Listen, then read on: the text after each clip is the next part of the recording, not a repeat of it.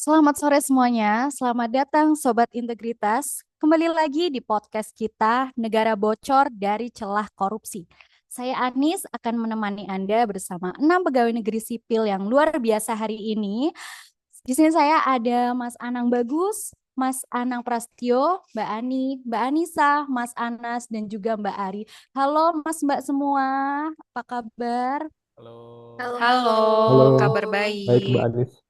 Oke, hari ini kita akan membahas isu yang sangat penting dan dekat dengan kehidupan kita sehari-hari.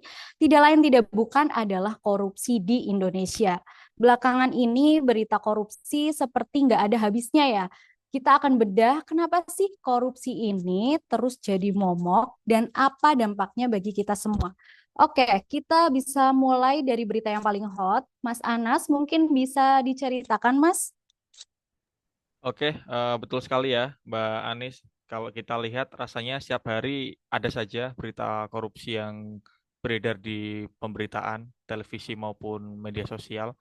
Mulai dari yang skalanya kecil sampai yang miliaran, bahkan triliunan. Beberapa waktu lalu ada kasus ya terkait pengadaan barang dan juga jasa fiktif di salah satu kementerian yang merugikan negara, bahkan sampai triliunan rupiah.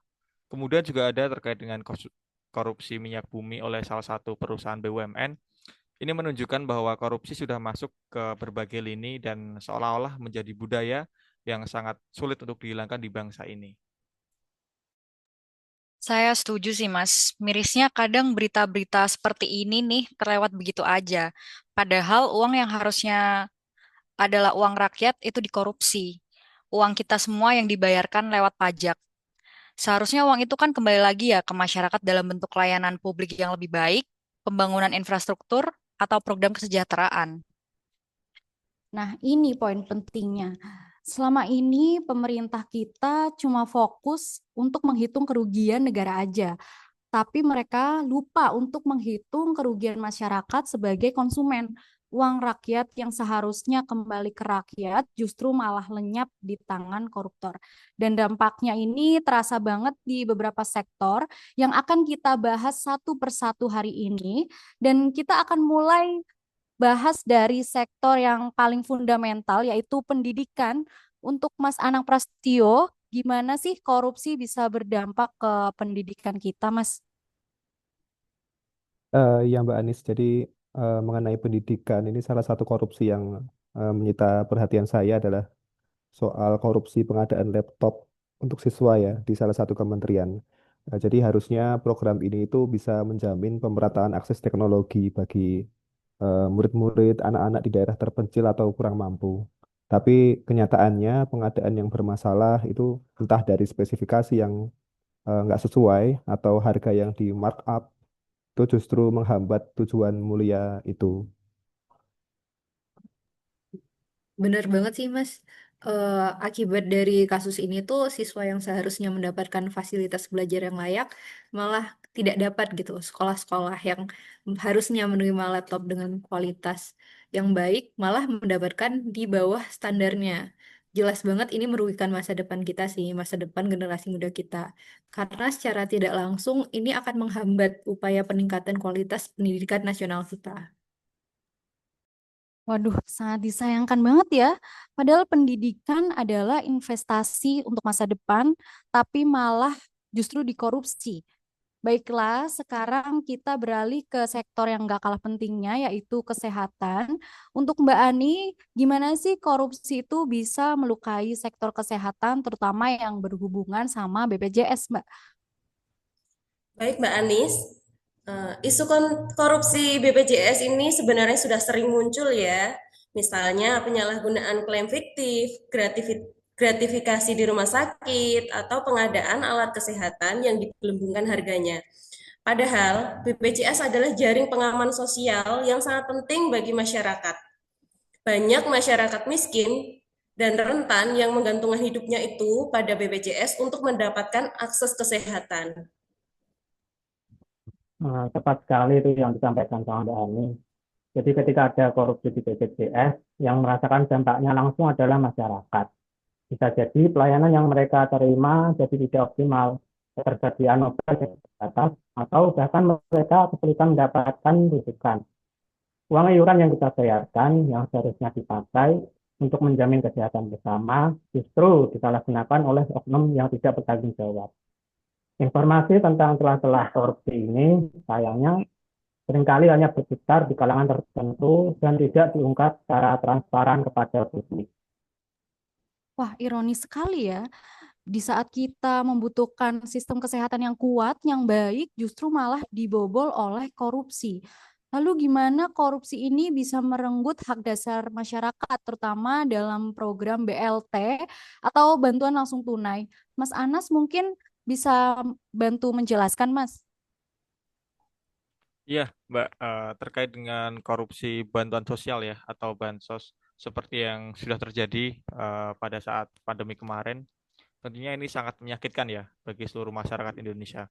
Bahkan korupsi pada sektor ini juga terjadi pada daerah-daerah yang seharusnya menjadi lifeline bagi masyarakat yang kurang berkecukupan. Tapi ternyata ada saja oknum yang justru dia menyelewengkan dana ini entah dengan memotong jumlah bantuan, masukkan nama fiktif, atau bahkan melakukan suatu pungutan liar. Sedih sekali ya, Mas. Ini sama aja merampas hak masyarakat miskin. Di saat mereka sedang berjuang untuk bertahan hidup, uang bantuan yang sangat mereka harapkan justru malah dikorupsi. Nah, akibatnya nih, bantuan tidak tetap tepat sasaran atau bahkan tidak sampai sama sekali ke tangan masyarakat. Masyarakat yang seharusnya terbantu malah makin terpuruk dan lagi-lagi masyarakat tidak sepenuhnya tahu gimana bantuan ini seharusnya disalurkan dan berapa jumlah yang seharusnya mereka terima, sehingga celah korupsi akan semakin terbuka. Wah, miris banget ya teman-teman. Terakhir, mari kita lihat gimana sih korupsi skala besar itu bisa menghantam perekonomian negara secara keseluruhan. Karena kasus-kasus kayak korupsi di beberapa BUMN itu seringkali jadi sorotan publik. Mungkin Mas Anang Prastio bisa bantu menjawab dari pandangan Mas. Ya, jadi korupsi di salah satu BUMN itu misalnya saat Kejaksaan Agung mengungkap dugaan korupsi terkait pengoplosan bahan bakar minyak ya BBM pada Februari 2025. BUMN itu harusnya jadi tulang punggung perekonomian negara, ternyata melakukan praktik yang malah merugikan. Bahkan kerugiannya tidak hanya puluhan atau ratusan miliar, tapi bisa mencapai triliunan rupiah gitu, Mbak. Benar banget sih. Terus melanjutkan dari Pas Anang nih ya, kerugian ini tuh bisa berdampak langsung pada kemampuan negara kita untuk membangun infrastruktur, meningkatkan kesejahteraan rakyat, atau bahkan kita bisa membayar hutang negara kita ini. Uang yang harusnya ini bisa kita gunakan untuk bangun jalan, sekolah, rumah sakit, atau membiayai program sosial, justru menguap gitu saja. Ini tuh udah jadi kerugian yang sangat besar bagi negara dan menghambat pertumbuhan ekonomi kita jangka panjang. Waduh, sedih sekali ya. Jadi dari berbagai kasus korupsi yang udah dijelaskan oleh Mas Mbak tadi, kira-kira apa saja sih yang bisa kita lakukan sebagai ASN dan juga sebagai masyarakat untuk bisa melawan korupsi? Mungkin Mbak Ani bisa memberikan pencerahan.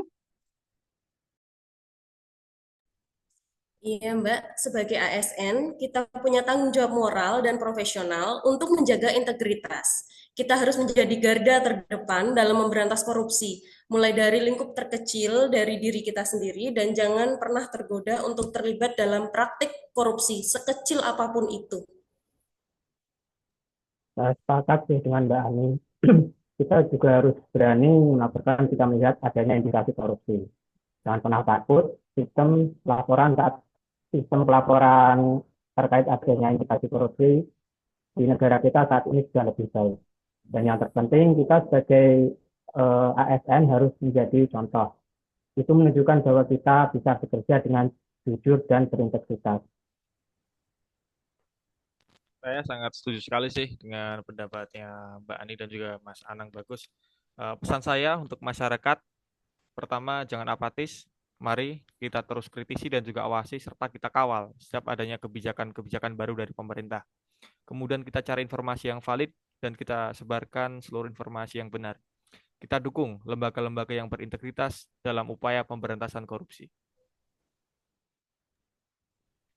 Setuju banget dan mau menambahkan pula, mari kita tidak lupa untuk mulai mengedukasi diri dan lingkungan sekitar kita tentang betapa merusaknya korupsi.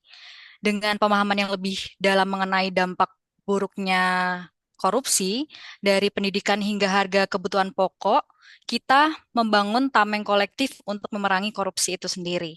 Semakin banyak dari kita yang sadar dan berani bersuara, semakin sempit ruang gerak koruptor untuk berkembang. Oke, luar biasa sekali ya diskusi kita hari ini. Mungkin bisa applause untuk kita semua. Oke, rekan-rekan semua, semoga pembahasan kita ini bisa membuka mata dan hati kita semua bahwa korupsi ini bukan hanya sekadar berita di televisi, tapi dampaknya sudah nyata dan merugikan kita semua. Dari pendidikan hingga perekonomian negara, eh, terdampak akan korupsi yang terjadi saat ini. Mari kita bersama-sama menjadi agen perubahan, menjadi bagian dari solusi, bukan masalah. Oke, sebelum saya tutup, saya ada pantun nih, teman-teman. Pergi ke pasar membeli semangka. Cakep. Cakep. Cakep. Pulangnya mampir ke rumah teman. Cakep. Cakep. Jika korupsi masih merajalela, jangan harap negeri ini aman. Cakep. Terima kasih banyak teman-teman CPNS yang hadir pada sore hari ini atas sharing yang sangat berharga. Dan juga terima kasih untuk Sobat Integritas yang sudah mendengarkan podcast kami tentang negara bocor dari celah korupsi. Saya pamit undur diri dan salam integritas.